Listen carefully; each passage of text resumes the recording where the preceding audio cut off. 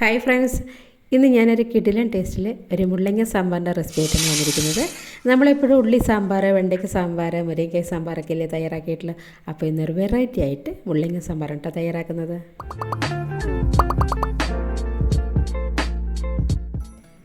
അപ്പോൾ മുള്ളങ്ങ സാമ്പാർ തയ്യാറാക്കുന്നതിന് വേണ്ടിയിട്ട് ഞാനിവിടെ 250 ഗ്രാമിൻ്റെ ഒരു 2 മുള്ളങ്ങ എടുത്തിട്ടുണ്ട്. അധികം മൂക്കാത്ത മുള്ളങ്ങ വേണം കേട്ടോ എടുക്കാൻ, കാരണം ഒരുപാട് മൂപ്പുണ്ടെങ്കിൽ അതിൽ നാരുണ്ടാകും. അപ്പോൾ ഇത് കിളുന്താകുമ്പോൾ നല്ല ടേസ്റ്റ് ഉണ്ടാകും, നമ്മൾക്ക് കടിച്ച് തിന്നുമ്പോൾ നല്ല ടേസ്റ്റായിരിക്കും കറിയും. അപ്പോൾ 2 എണ്ണം എടുത്തിട്ടുണ്ട്. അപ്പോൾ ഇനി ആദ്യം പരിപ്പിനൊന്ന് വേകാനിടണം കേട്ടോ. സാമ്പാർ പരിപ്പ് ഞാൻ 1 കപ്പ് പരിപ്പ് എടുത്തിട്ടുണ്ട്. അതിലേക്ക് 1 കപ്പ് ചെറിയുള്ളി ഇട്ടിട്ട് ആവശ്യത്തിന് വെള്ളം ഒഴിച്ചു കൊടുത്തിട്ട് ഒരു 2 വിസിൽ വരുന്നവരെ നമുക്ക് വേവിച്ചെടുക്കാം.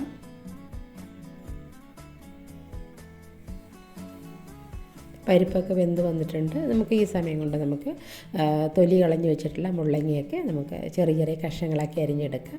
ഞാനിവിടെ റൗണ്ട് ഷേപ്പിലാണ് കേട്ടോ അരിഞ്ഞെടുക്കുന്നത്. കാണാൻ നല്ല ഭംഗിയില്ലേ റൗണ്ട് ഷേപ്പ്. അപ്പോൾ എല്ലാം അരിഞ്ഞെടുത്തിട്ടുണ്ട്. ഇനി നമുക്ക് സാമ്പാർ വയ്ക്കാൻ തുടങ്ങാം. ഞാനിവിടെ ഒരു നോൺ സ്റ്റിക്കിൻ്റെ പാനാണ് എടുത്തിരിക്കുന്നത്. അതിലേക്ക് ഓയിൽ ഒഴിച്ച് കൊടുത്തിട്ട് ഒരു 2 ടീസ്പൂൺ ഓയിൽ ഒഴിച്ച് കൊടുത്ത് അതിലേക്ക് 1 തുടം വെളുത്തുള്ളി, ഒരു 1/2 കപ്പ് ചെറിയുള്ളിയുണ്ട്, ഒരു 15 അല്ലിയോളം വെളുത്തുള്ളിയുണ്ട്.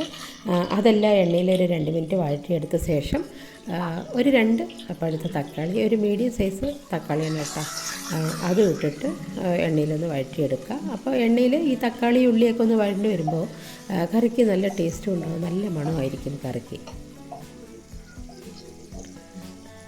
ഒന്ന് വഴണ്ട ശേഷം തക്കാളിയൊക്കെ ഒന്ന് വഴണ്ട ശേഷം നമുക്ക് അരിഞ്ഞു വെച്ചിട്ടുള്ള മുള്ളങ്ങയുടെ കഷ്ണങ്ങൾ ഇട്ട് കൊടുത്തിട്ട് ഇതും എണ്ണയിൽ ഒരു 5 മിനിറ്റോളം നല്ലപോലെ എണ്ണയിലൊന്ന് വഴറ്റിയെടുക്കാം.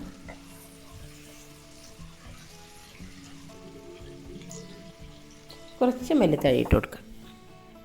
ഇതും കൂടി ചേർത്തിട്ട് നന്നായി ഒന്ന് വഴറ്റിയെടുക്കുക.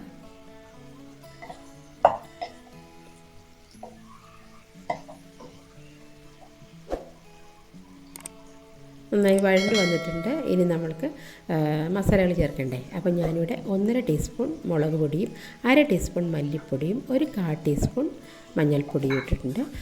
ഇതും ഇതിൻ്റെ പച്ചമണം മാറുന്നവരെ ഈ കഷ്ണങ്ങളിൽ ഇതിൽ മസാലകളൊക്കെ പിടിക്കട്ടെ. ഇതും എണ്ണയിൽ തന്നെ നല്ലപോലെ ഒന്ന് വഴറ്റിയെടുക്കുക.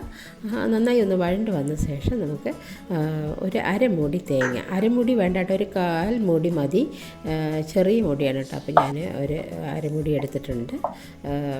പച്ച തേങ്ങയാണ് കേട്ടോ എടുത്തിരിക്കുന്നത്, വറുത്തിട്ടില്ല. അപ്പോൾ അതിട്ട് കൊടുത്തിട്ട് അതും ഒന്ന് വഴറ്റിയെടുത്ത ശേഷം നമ്മൾ വേവിച്ച് വെച്ചിട്ടുള്ള പരിപ്പും കൂടെ കൂട്ടിയിട്ട് എല്ലാവിടെയും ഒന്ന് മിക്സ് ചെയ്ത് കൊടുക്കാം. ഇപ്പോൾ വെള്ളം ഒഴിക്കേണ്ട ആവശ്യമില്ല. നമ്മൾ പരിപ്പ് വേകുമ്പോൾ വെള്ളം ഒഴിച്ചാൽ വെള്ളം ഉണ്ടല്ലോ, വെള്ളം പാകമാണ്, കൂടുതൽ വെള്ളം വേണ്ട. മുള്ളങ്ങ സാമ്പാറിൽ എപ്പോഴും നല്ല കുഴമ്പായിരിക്കണം. അപ്പോൾ കുറച്ച് കറിവേപ്പില ഇട്ട് കൊടുത്തിട്ട് ഒന്ന് അടച്ച് വെച്ചിട്ട് ഒന്ന് ഫുൾ ഫ്ലെയിമിലൊന്ന് വേവിച്ചെടുക്കാം. ഇടയ്ക്ക് തുറന്നു കൊടുത്തിട്ട് ഇതുപോലെ ഒന്ന് ഇളക്കി കൊടുക്കും കൂടെ വേണം. അടിപ്പിടിക്കാതെ നോക്കണം, കാരണം ഇത്തിരി പരിപ്പ് കൂടുതലിട്ടതുകൊണ്ട് ഇടയ്ക്കിടയ്ക്കൊന്ന് ഇളക്കി കൊടുക്കണം. ഇനി നമുക്ക് ഉപ്പിട്ട് കൊടുക്കാം കേട്ടോ. അപ്പോൾ ഉപ്പൊക്കെ നിങ്ങൾ പാകത്തിനിടണം. എപ്പോഴും കഷ്ണങ്ങൾ ഒരു 1/2 വേവ് വെന്ത ശേഷം ഉപ്പിട്ട് കൊടുത്താൽ മതി കേട്ടോ. ഇനി നമുക്കൊന്നും കൂടെ അടച്ച് വയ്ക്കാം.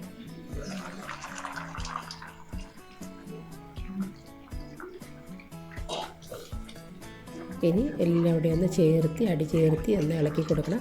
കഷ്ണങ്ങൾ എല്ലാവിടെയും ഒരുപോലെ ഒന്ന് വെന്ത് കൂടെ കിട്ടണം. പിന്നെ അതുപോലെ തന്നെ തക്കാളിയും ചെറിയുള്ളിയൊക്കെ നന്നായി ഒന്ന് വെന്തുടഞ്ഞ് വരുമ്പോൾ നല്ല ടേസ്റ്റ് ഉണ്ടാകും കറിക്ക്. ആ ചെറിയുള്ളിയുടെ ഒക്കെ ടേസ്റ്റ് നല്ല ടേസ്റ്റാണ്. അപ്പോൾ ഒന്ന് വെന്താ നോക്കട്ടെ കേട്ടോ, മുള്ളങ്ങയുടെ കഷ്ണം ഒന്ന് വെന്താ നോക്കട്ടെ.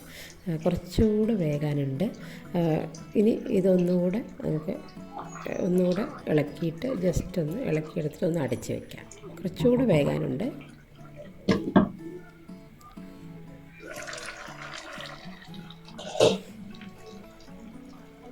ചാറൊക്കെ നന്നായി, വെള്ളമൊക്കെ നന്നായി വറ്റി വന്നിട്ടുണ്ട്.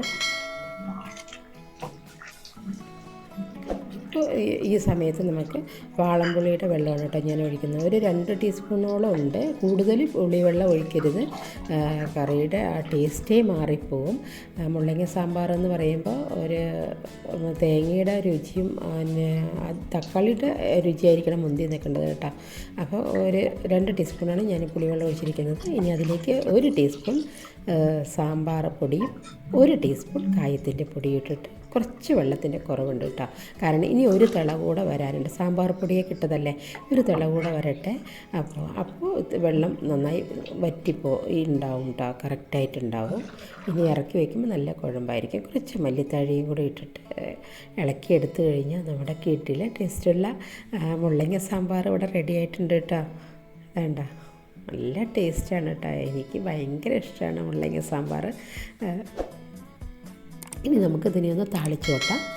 ഇനി ഇതുപോലെ ഒരു ചെറിയൊരു പാത്രത്തിലേക്ക് ഓയിൽ ഒഴിച്ച് കൊടുക്കുക.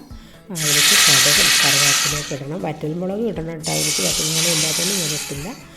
ഇതെല്ലാം ഇട്ടിട്ട് താളിച്ച് കൂട്ടുമ്പോൾ നല്ലൊരു ടേസ്റ്റാണ് കേട്ടോ.